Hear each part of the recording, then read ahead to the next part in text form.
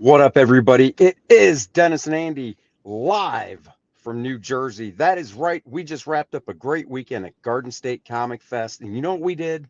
We said, we got to go see M3GAN 2.0. It came out this week. We can't let you guys down. So we just got out of a theater watching M3GAN 2.0, the sequel to the, I guess you could say, smash hit, M3GAN.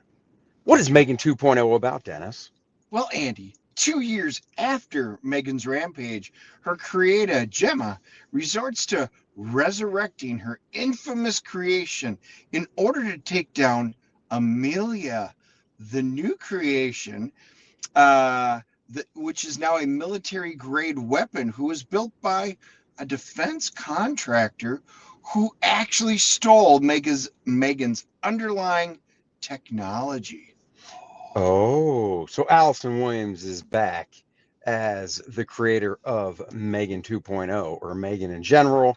The actress that played the daughter's back. I mean, the whole cast is back. Her Allison Williams two, or her name's Gemma in the movie, right? Gemma. Yep. Gemma. Her two assistants or co-workers are back, inventors, whatever you want to call them. They're all back.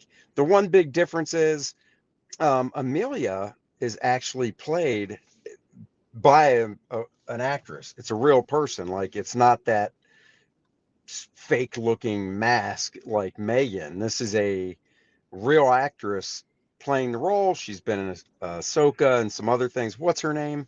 You got it there? Ivana Sakao. There you go. And she was great, really good. Like Dennis said, movie starts off and the military dudes are basically showing an op going on with this M3GAN-esque type robot named Amelia, and everything goes south. And then we get back introduced to Gemma and the gang. Yeah, it's really cool how they basically show that M3GAN still exists. She's been hiding, we'll call it, out in the ether. Right. Gave me some tinges of Lawnmower Man in there, out in there, and coming back, and she winds up saving them, which really was cool how they did it, because she takes control of over the little electronics. Yeah, in the house that they're renting. Yeah, so shooting out ice cubes, things like that, to Yeah. help them escape. It was fun.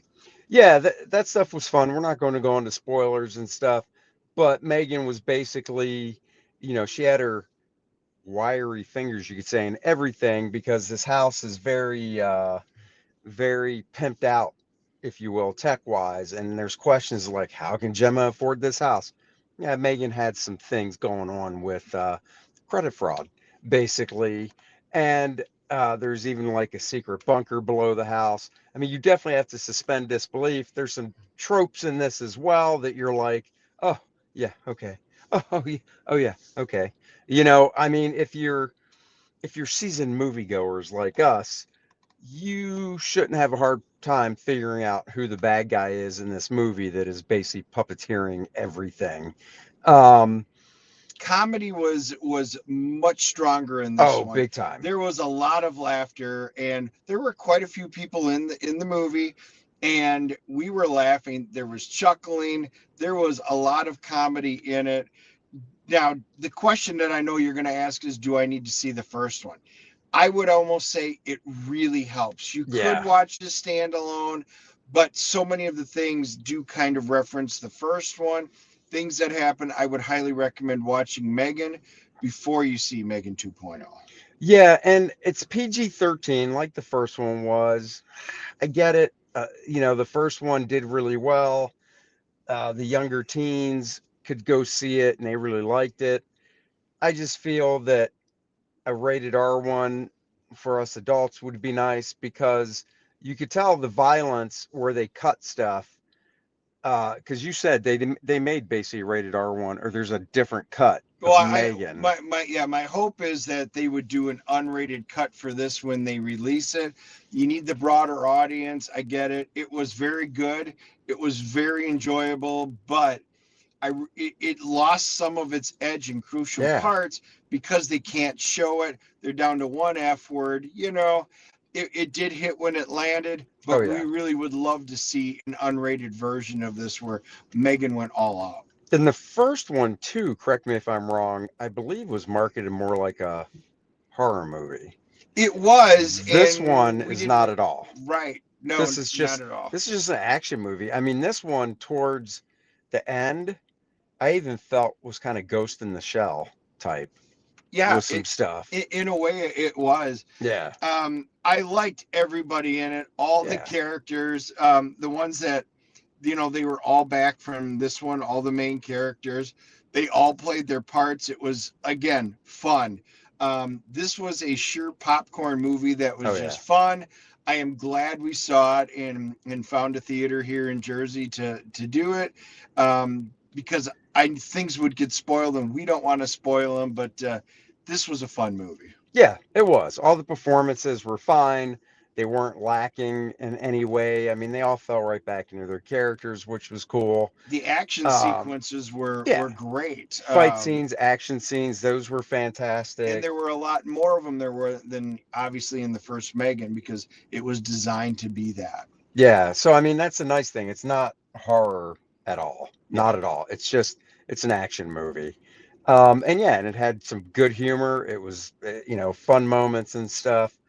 The only person that really changed from the first one to this one was Gemma's niece because it's 2 years later and, the kid's growing up. I think she was maybe 10 or 11 in the first one. She's, 13 or something in this one. But, they advanced her storyline nicely. She's getting into tech and wanting to learn that and everything. So she has more of a role to play in it as well. And, overall, guys, if you like the first M3GAN, you're going to like this one. Is the sequel better than the original? To me, it's almost two different movies because the first one definitely was more of a thriller horror movie. This one isn't. Um, so yeah, I put them on equal grounding actually. Yeah, I kind of do too because they are two different kinds of movies. I enjoyed each of them for what they were. This was a fun movie. It's rating time. Okay, whose turn is it? I don't remember. I think It's it's yours. mine. It is yours. Yep, Yeah. yeah. I'm giving this one an 8.0. I Oh, thoroughly enjoyed it all the way through. Like I said, I hope for an unrated version to come out. But I am so glad we saw this. Would I see it again? Yep. If I get home and my friends or family want to go see it, I would go pop in and watch this one again. well, there you go. I'm a little low, not that much lower, 7.5. I thought it was fun. If when it goes to streaming, if there is a R-rated one or uncut, whatever you want to call it, I will definitely watch it again because I just think there's moments in it and some of the fight scenes. Because look, people get killed that could have been better and handled better and stuff. So there you go, guys. What do we have from IMDb? IMDb is giving it a rating of 6.4 with over Bastards. 3,800 people chiming in. The tomato meter on Rotten Tomatoes, the tomato meter, for which are the critics, are giving it a 58%. Oh, that hurts. Critics are wrong on this one. Everybody knows. However, the audience, the popcorn meter, 84%.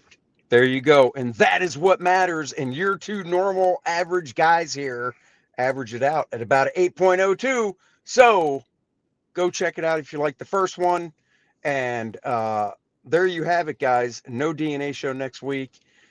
It's summertime. It's busy. That's all it is, guys.